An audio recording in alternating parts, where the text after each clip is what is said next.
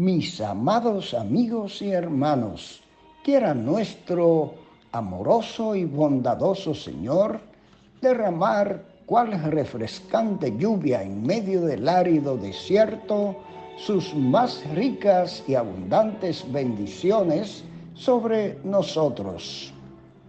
Reciban una vez más nuestra sincera gratitud por la gentileza de su fiel compañía para compartir estos breves minutos de saludable alimento para el alma, rica nutrición para la mente y fresco refrigerio para el espíritu. Y ahora, palabras de sabiduría. Hechos 17:23. Porque pasando y mirando vuestros santuarios, hallé también un altar en el cual estaba esta inscripción: al Dios no conocido, al que vosotros adoráis, pues, sin conocerle, es a quien yo os anuncio.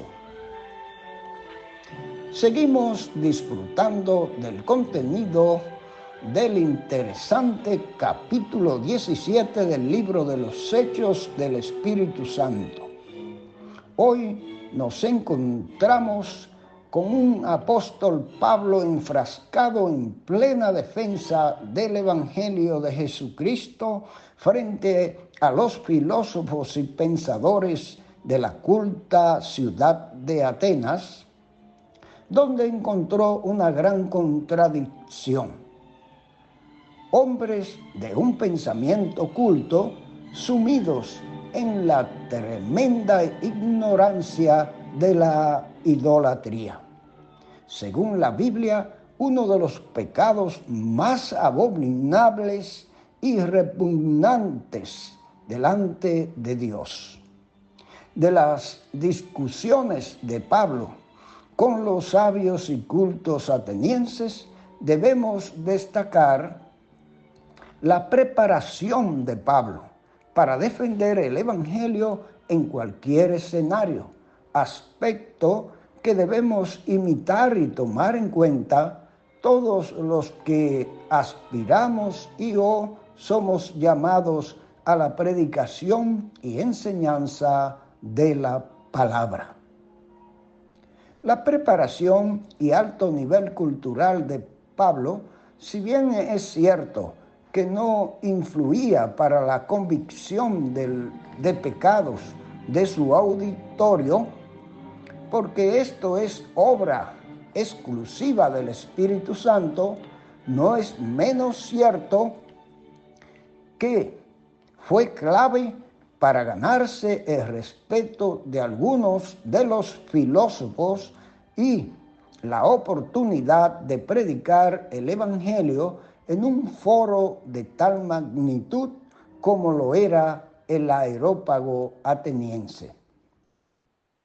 No hubo muchas conversiones como resultado de la predicación de Pablo en este lugar, pero el Evangelio ganó prestigio para su causa y se llevó a cabo el cumplimiento de la gran comisión del Señor a sus discípulos.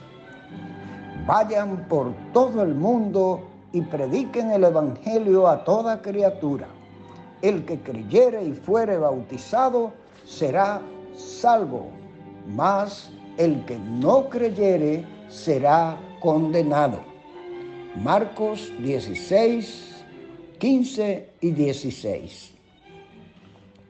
El compromiso de Pablo era el de predicar como lo hacía Pablo, también es el compromiso de todo cristiano, predicar el Evangelio, incluyendo a los cultos y engreídos filósofos atenienses.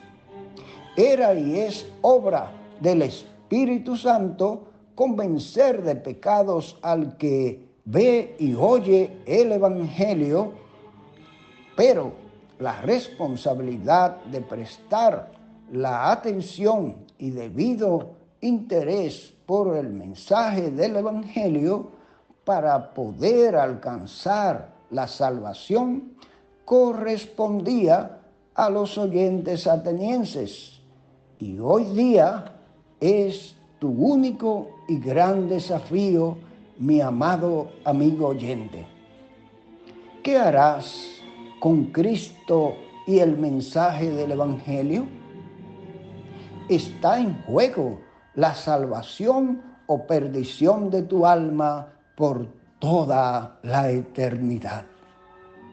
Dios te ayude a reconocer tus pecados y rendirte a los pies de Cristo, único y eterno Salvador.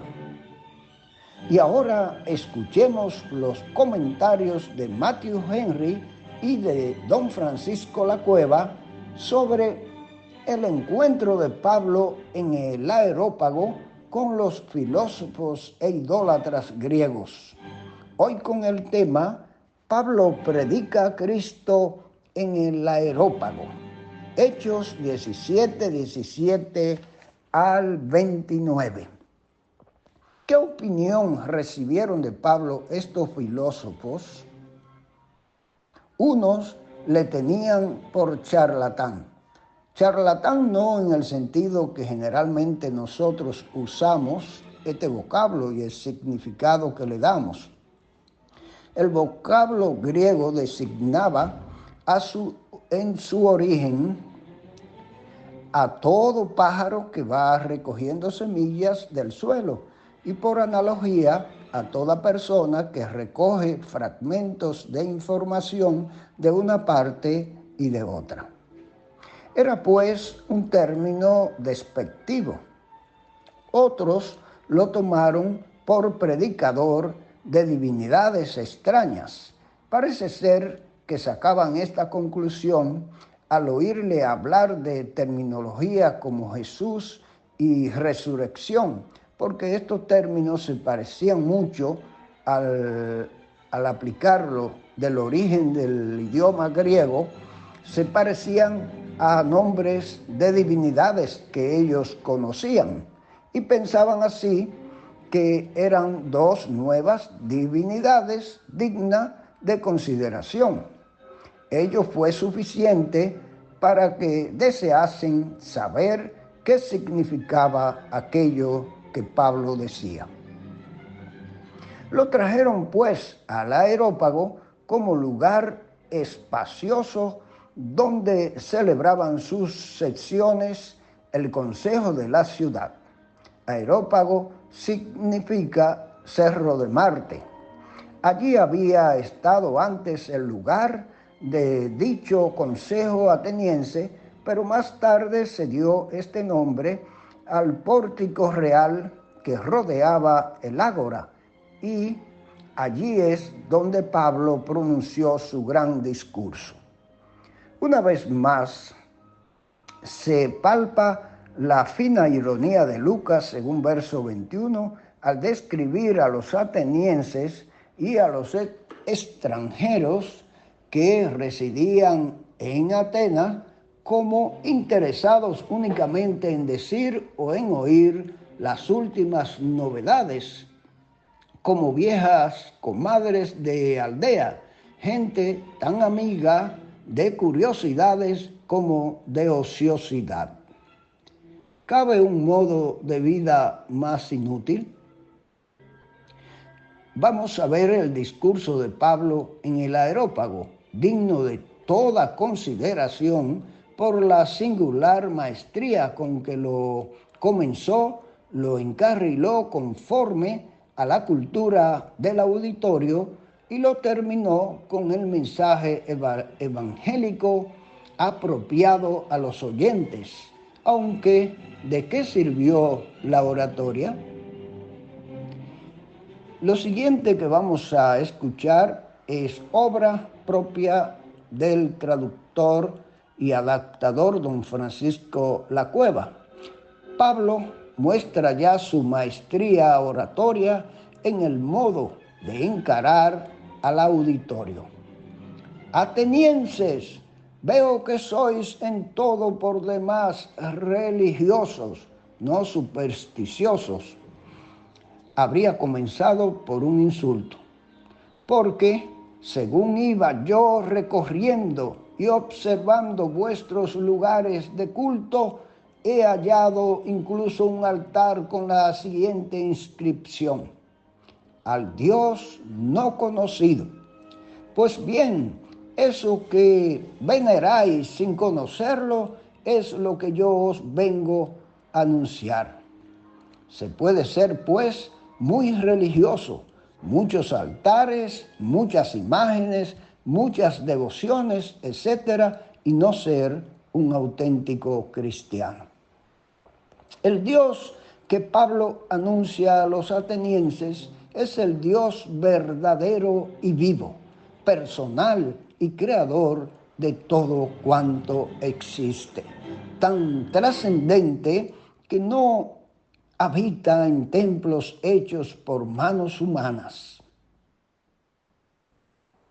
tan inmanente que Él es quien da a todos vida y aliento, es decir, respiración y todas las cosas.